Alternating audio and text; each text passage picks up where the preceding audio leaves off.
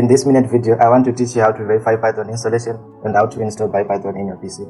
Biopython, it is designed to work with Python 2.5 or higher version. So first of all, you need to verify the version of your Python which is installed in this PC. So to do that, you need to type Python in your command prompt, then version.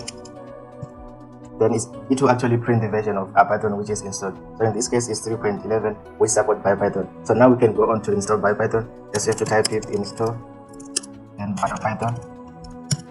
So it will actually start to download the packages which are required. In this case, it was already installed, so there is no need for that. And after that, we can now verify if Biopython is installed correctly in this PC. So you just have to type Python first, and then you type import, then you type bio, then after that, then you type print, then bio, and let's go to the version.